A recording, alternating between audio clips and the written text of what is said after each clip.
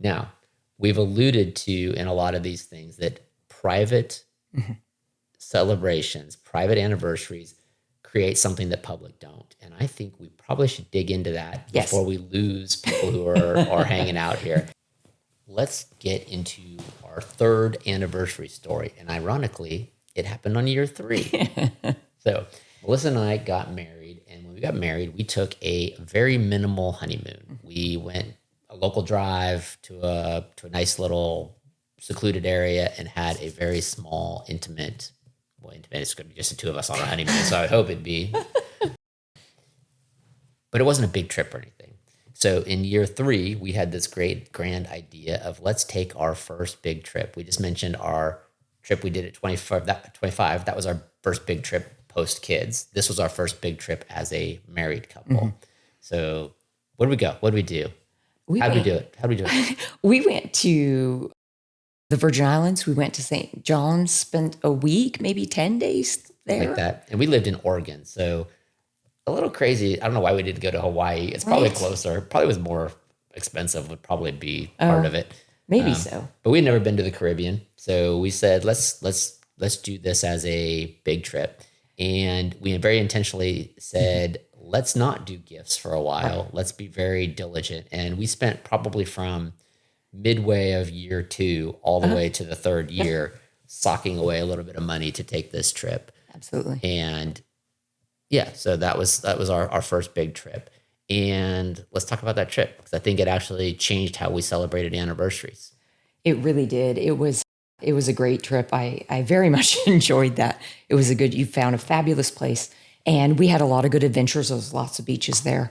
But I remember one day in particular where we'd spent the day hopping around beaches and just driving around sightseeing, right? I think the entire island is a state park or national. That's a good point. I don't know if it's national or state park, but it's not the whole, but it's like 95% of the island is natural park, natural forest. And so, we'd spend our days literally going to the beach. And our place did not have a pool, but it overlooked. It had spa. Had a spa. I feel like it was, spa and then white sand beaches. It was pretty much what you think the Caribbean is going to be and you hope it's going to be. Correct. And so our days were lounging around. And on one particular day, we went to the north side of the island, which the island's very small. The roads are crap and driving is really difficult. So 10 miles the other side of the island is a day trip.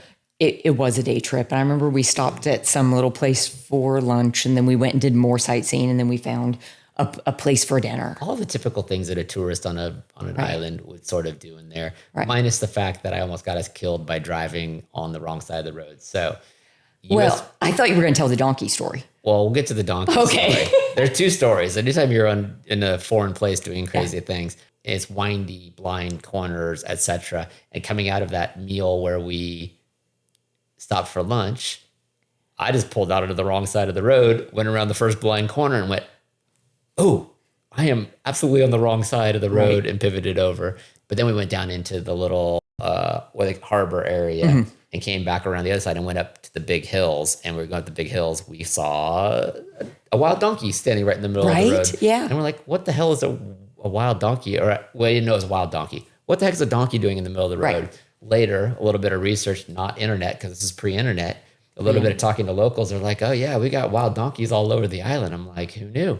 Right. Would have been nice if the rental car place would have told us that. Watch out for donkeys. Stay on the correct side of the road and watch out for donkeys. Yeah, that would have been good advice. Right. All right. Probably not the point of our story, but. Point of our story. We're at dinner, right? And prior to that dinner, like before we went on this trip, we had talked on and off for a few months about when we were going to have children, because I had just finished up grad school and we were talking about what that looked like. And at dinner, can't remember, I'm guessing it was me that brought it up. Almost for sure you. Because I was the one that, was thinking, okay, got the marriage. We got married. We've been in it for a few years, got the grad degree. And what comes next, right?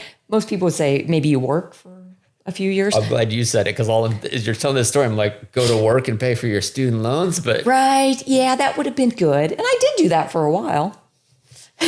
We don't need to say how All right, what that wild. bring it back home. Sorry, bring it back home. So anyway, so we brought it up, and it ended up being a very in-depth conversation about what our plans were regarding having children. Yeah, we actually put a lot of meat on that of like what is actually going to happen.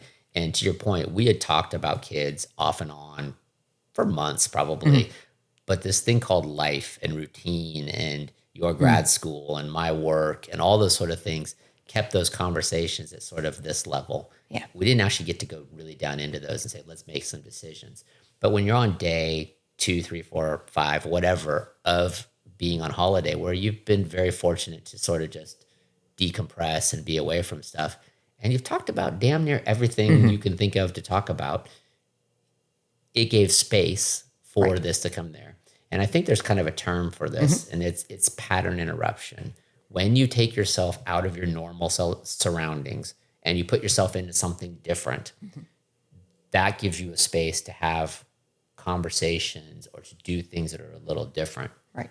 And that was the first time especially for sure in an anniversary setting, but I think that was the first time where it really dawned on us that being private and intentional with this honeymoon, or this not honeymoon, this vacation, this anniversary, actually brought something that kind of going out to just a meal or doing whatever didn't bring.